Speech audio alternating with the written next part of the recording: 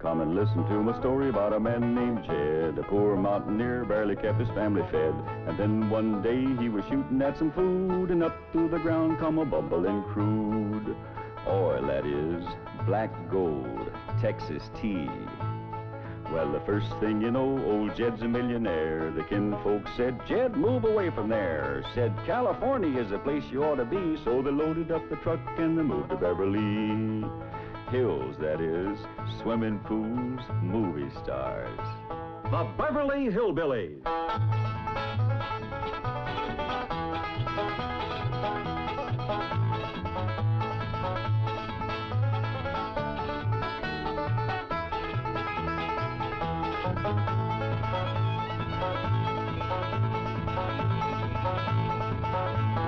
Come along and visit with the Clampet family as they learn the simple pleasures of the hills of Beverly.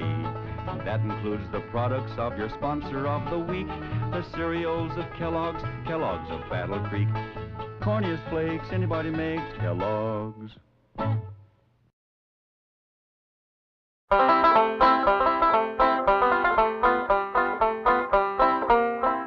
Jessie had a wife to mourn all her life. The cheering he was brave.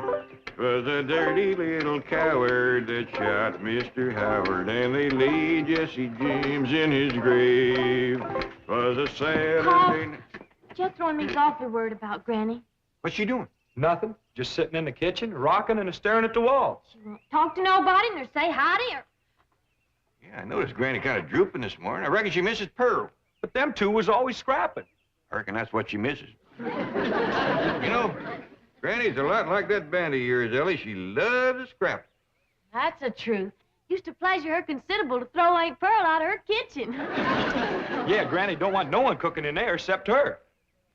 Jethro, I think you just come up with an idea. I did? What was it? Ellie will go out there and act like she's going to fix up a mess of victuals.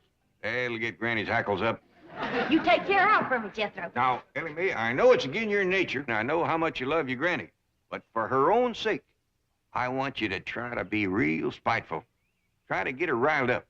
Do it, Paul. Hey, Uncle Jed, can I go too? After all, it was my idea. Wasn't it? Yeah, Jethro. And take that bandy along with you. Ain't nothing riles Granny more than chickens in the kitchen.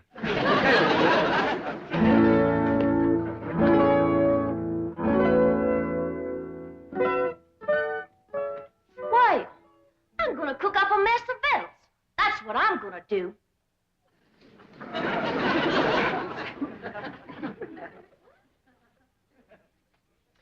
I'm gonna get out every pot and pan in this here kitchen, and I'm gonna whomp up the doggonedest meal anybody ever tasted.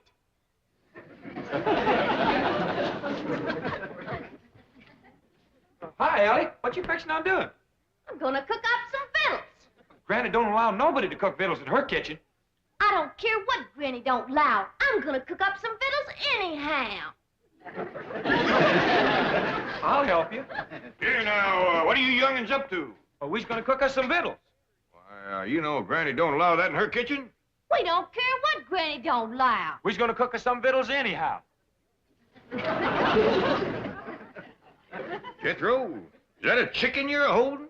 Yes, sir. Well, you better get shed of it right away. No, I mean outside. Ain't nothing riles Granny more than chickens in her kitchen.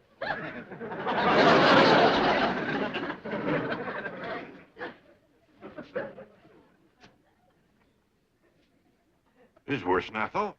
Don't nothing rile her up. We gotta try harder. Ellie Mae, what you figuring on cooking? Grits. Grits? Why, your Granny just cooked a mess of grits last night. I know, Paul, but them was the worst mess of grits anybody ever cooked. Well, heck, I ate 4 great big heaping bowls. Ellie Mae Clampett, what a spiteful, riling thing to say about your Granny's cooking. Child is right, kid. I can't do nothing no more. I ain't worth the powder to blow me up with. Granny, I didn't mean it. Paul made me say it. Them was the best grits ever. They sure was, Granny. Like I was gonna tell you. I ate 4 great big bowls. But Uncle Jed, he wouldn't let me tell you. And he made me throw that chicken on you, too. I don't blame Jed for wanting to get rid of me. I'm just a useless old woman. I ain't good for nothing or nobody. My time has come. Now, Granny, hold on there. No, Jed. Just do me one favor. Send me back home. I don't want to die in this foreign country. Now, hush that kind of talk. Pa, you ain't gonna let Granny... Don't try to shield me from him, young'uns. Just make it quick and merciful, Jed. Poleax me. Well, I sure made a mess of that. Come on, maybe we can think of something if we go outside and put our two chicken brains together. Oh, come on, Uncle Jed.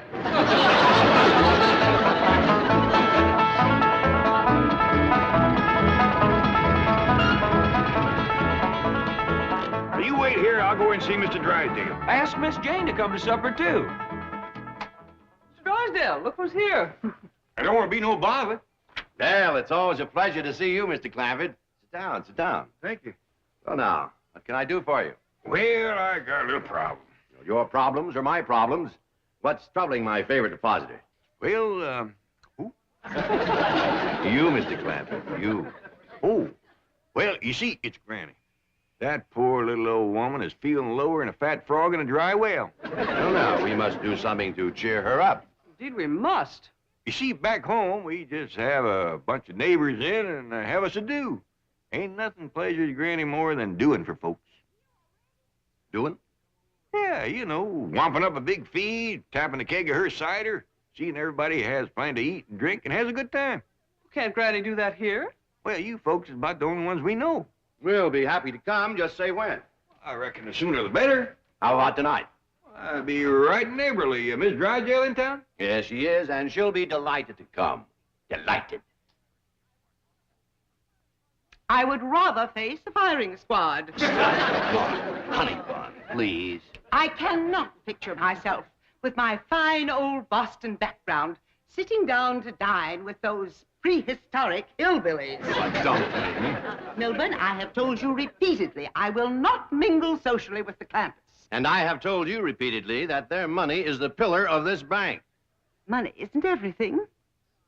Only if you have plenty, which you will not unless you go to Granny's dinner because I will cut off your allowance. You wouldn't. Try me. You brute. Associating with Jed Clampett has made you the same kind of a man that he is. Oh, no, Margaret.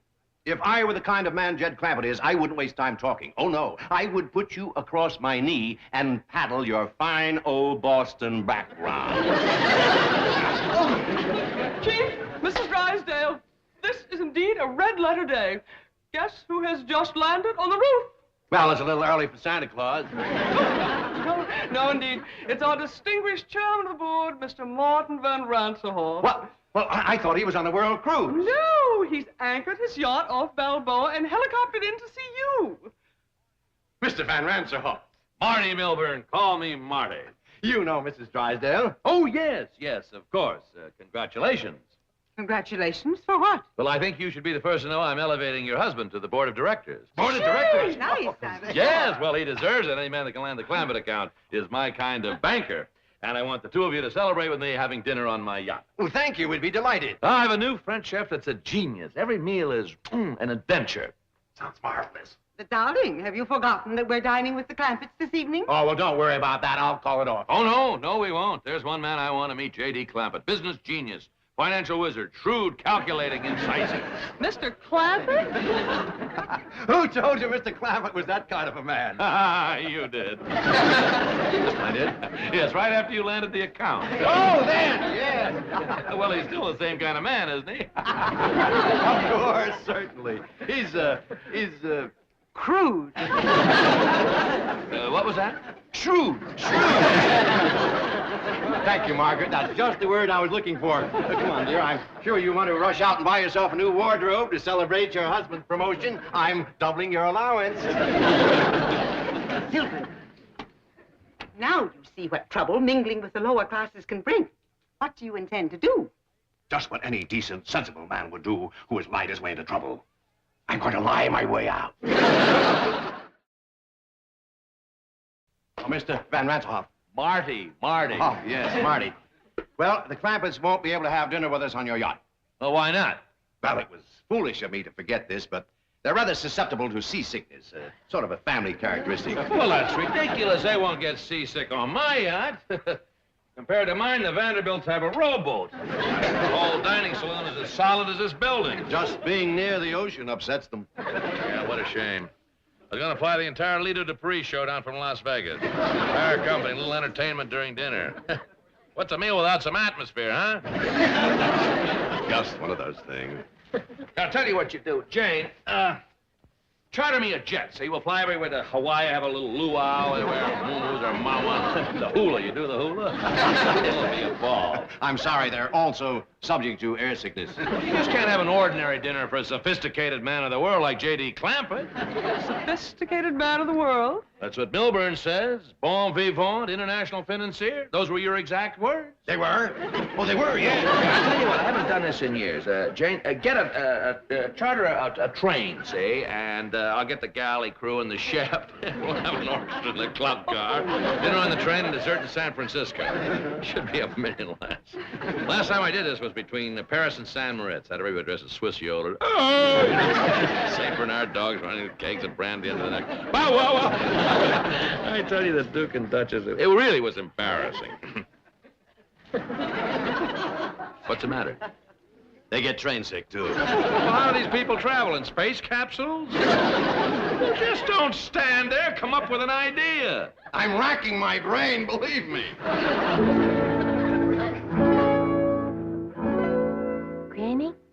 Granny, look-a here. I learned Earl a new trick. He's a dead rooster. Dog. Just put us both in a pine box and send us home for burying. He ain't really dead. He's just playing. Look at this. See? He's alive. More than I can say for me. Killing me? You just stopped playing with that chicken. You got lots to do. What, Pa? Oh, cooking for company, that's what. We're having a big doings. Well, who's all coming? Well, Miss Hathaway, Mr. Drysdale, Miss Drysdale, I don't know who all. Well, what'll I cook? Well, the fanciest spread ever. Jethro's out right now getting some fresh victuals. I reckon you start heating the water for the owl soup, and I'll go down to the cellar and fetch up some salted possum. Hold on, everybody. We's having a do, I'm gonna do the doing. Now, let me get this chicken out of here. Nothing rouses me like chickens in my kitchen. And the rest of you scat, too. Ellie Mae, you set the table in the fancy eating room. Jed, you go cut me some fresh greens. Oh, we're gonna have a doings for the folks next door. I'll bake 'em up a possum and plenty victuals more. We'll have a keg of cider and a little Mountain Dew, and we'll all have ourselves up hullabaloo.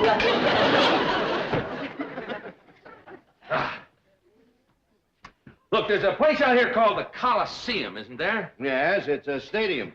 Oh, good. We'll hire it for the night. Tell you what, we'll have a Roman bacchanal, see? All the guests will wear togas. They'll have laurel wreaths in the hair. Marty. Yes? I don't think you can get the Coliseum on such short Well, I'll notice. tell you what, we'll get Grauman's Chinese. That's a theater. Rent the theater, you understand? Have all the guests dressed in kimonos, and we'll have dinner out in the forecourt. Oh, and by the way, Jane, get me some fresh cement. I'll bet you Jed Clampett never put his footprints in wet cement while eating fried shrimp. Well, tell you the truth. Oh, I know what you're going to say. That's the trouble with fellas like Clampett and me. We've been everywhere. We've done everything. There just are no new thrills. Yes, that's probably why the Clampetts are such a secluded family. They never go out. Say, by the way, you're going there for dinner tonight, aren't you? Well, yes, Jane, call them and ask if I could impose on their hospitality. I just got to meet the Clampett. No, don't call. Well, why not? Well, they don't like to talk on the telephone. Now, I'll go up there in person and speak to them on your behalf. Oh, good boy. Look, just in case, I better get a date for tonight. Get me Liz Taylor on the telephone. I believe she's in Europe. Judge of Gabor. Married. Bridget married. Susan Hayward married. Jane Mansfield married. Jane Hathaway. Single. Who is she? Yours truly. Yeah, Shirley MacLaine married. Shirley Jones. Mr. Van Ransohoff, I think I should tell you that I already have an invitation to the Clampetts for dinner tonight. We are very good friends, very close. Really? Yes, indeed. Oh, would you mind turning around?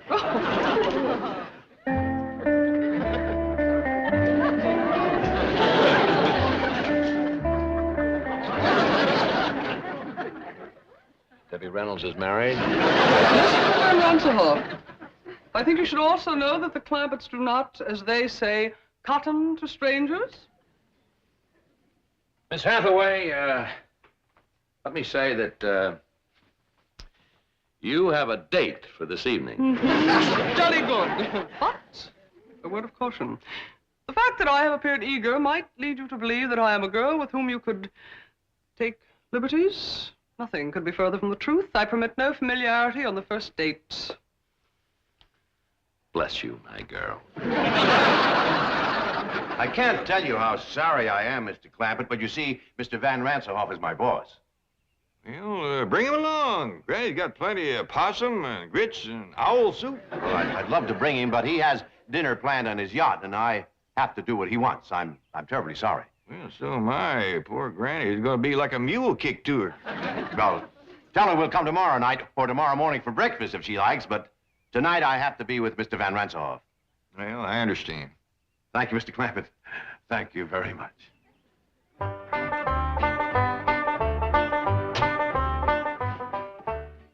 Better not bring these in to Granny just yet. When she hears the news, she's liable to commence flinging them. Give him a knife, Jed. Just heard the news. Now, simmer down, Granny. You can't catch Mr. Drysdale. He done gone. What do I want to catch him for? Coming back here tonight with Miss Jane and Mr. Ransohoff. Is Mr. Ransohoff coming here? Sure he is. Miss Jane just called to see if he got the invite. I said, shucks, he don't need no invite. Just bring him along. Hey, doggy. If Mr. Ransohoff is coming, then they's all coming, because he's the boss. Oh, we're gonna have a doing for the folks next door. Jane and Mr. Ransohoff, and that makes 4. Have to take a cider and a little Mountain Dew, and we'll all have ourselves a hullabaloo.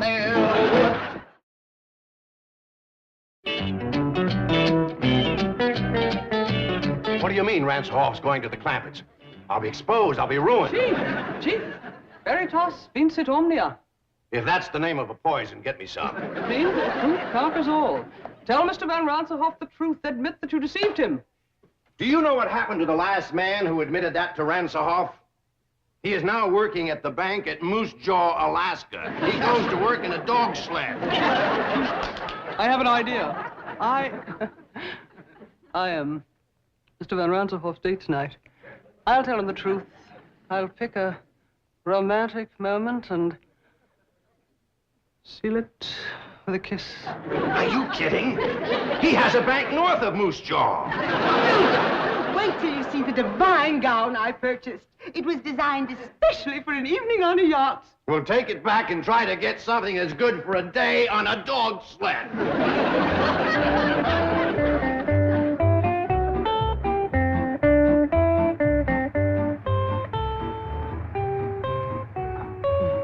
Say, what a place, huh? A veritable palace. I hope this isn't one of those dull, stuffy, formal parties, you know? Last week I went to one at Buckingham Palace with the liveried servants and the protocol. Not a laugh all evening. Well, I doubt very much it will be formal. On the contrary, Oh, don't tell me. I love surprises. Elsa Maxwell gave me a surprise party last month at the Waldorf Astoria. Converted the main ballroom into Sahara Desert. Sand dunes and camels, real camels. Everybody came as chic. She came as a belly dancer, and I was Lawrence of Arabia. Oh, what a laugh.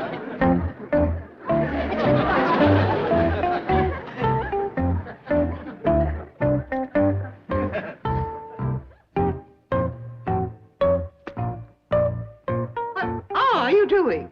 I'm packing for Moose Jaw, Alaska. Ransohoff just arrived at the Clampetts.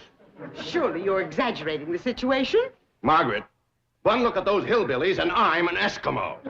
Lady Clampett, may I present Mr. Martin Van Ransohoff? How do you do, sir? Hey, they just call me Jed, and this here's Granny. Pleasure to know. How do you do? This is fabulous. No, this is Ellie. My daughter, Ellie Mae. Howdy there. See, I got a rooster that plays dead. You want to see him? Now, May, let's wait till later to show off your critters. This fine young fella here is my nephew, Jethro. Howdy, Mr. Ransohoff. He's my cousin Pearl's boy. We're right proud of Jethro. He's going to graduate from the 5th grade this year. Congratulations, young man. Well, thank you. Well, let's all go sit in the parlor while Granny pulls the bung on a keg of cider. Jane, this is marvelous, simply marvelous, and what a surprise. Who'd think that a stuffy millionaire like Clampett would come up with a hillbilly party? The man is a genius, and those accents, they must have been practicing for weeks. Longer than that. Yes, when do they start the hoedown or the square dance or whatever they're going to do? Oh, excuse me, Mr. Ransohoff. Marty. Well, come on, Marty. Once Granny pulls the bung on that cider, it evaporates awful fast. Look, we'd like to get in the spirit of the party. Have you got any more clothes like the one that you're wearing? Sure. Ellie Mae, Jethro. Take these folks upstairs and get them some party clothes. Is that the way? Jane? Here I am. You look like something out of Tobacco Road. Well, you're not exactly Adolphe Menjou yourself. You know, I can't get over an important millionaire like Clampett going to all this trouble to surprise me with a hillbilly party. He's a wonderful man. He's the greatest. He's a millionaire's millionaire. I'll always be grateful to Drysdale for... By the way, why aren't the Drysdales here? Well, that's rather a long story, Mr. Van Ransohoff. Call me Marty the way Clampett does. That kills me. Well, Marty. Mr. Drysdale thinks you're going to transfer him to your bank in Moose Jaw, Alaska. Moose Jaw, Alaska?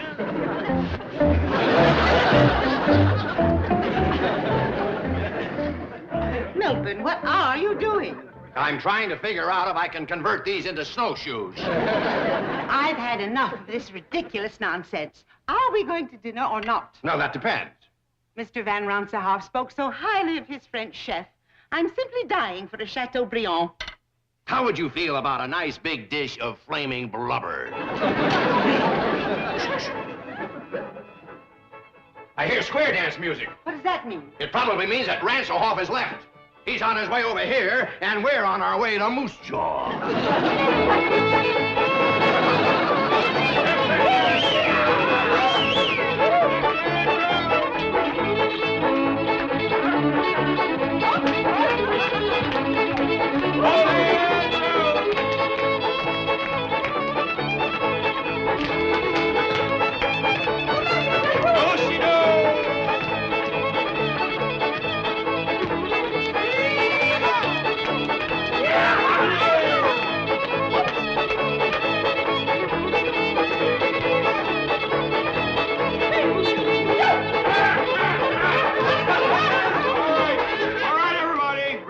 We can't wait no longer for the Drysdale. Rouse soup and chicken fried hawk is getting cold. This way to the fancy eating room. All soup and chicken fried hawk. What a sense of humor. Drysdale's missing the party of the year. A do-see-do.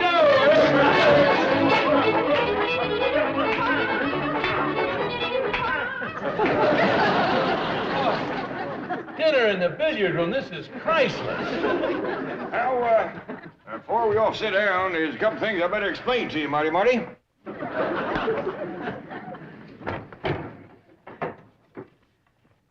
these sticks with the notches in them is the pot passers. And these pointy ones here is the meat stabbers.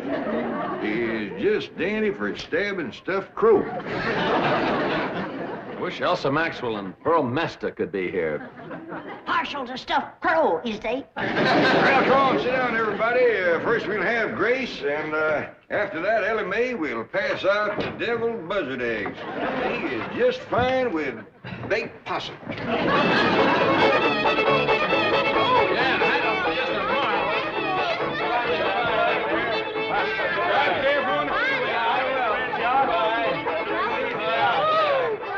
I tell you, fabulous.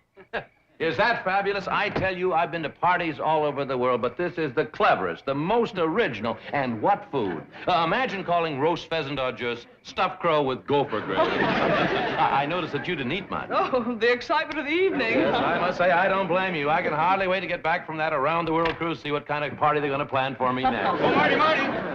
Granny says you seem so fond of her deviled buzzard eggs, she wanted you to have these to take home with you. Well, thank her for me. You bet I will. Good night. Good night. Good night. Is that beautiful? Still in character.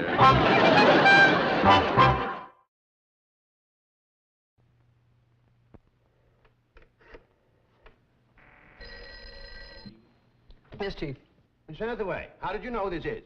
At this time of the night, who else would be calling me? Well, I've just prepared a bowl of Kellogg's cornflakes. Miss Hathaway, tell me about it. Well, you know about Kellogg's cornflakes. Crisp, golden flakes with real corn taste. Miss Hathaway, what happened at the dinner? Oh, he loved it. Thought it was a gag. You're in, Chief. Board of Directors. Keep talking, Miss Hathaway. Victory came at precisely 9:47 when Mr. Van Ransohoff declared that you were... Corniest flakes anybody makes, Kellogg's. The Beverly Hillbillies has been presented by Kellogg's Corn Flakes. Corniest flakes anybody makes, Kellogg's. From Kellogg's of Battle Creek.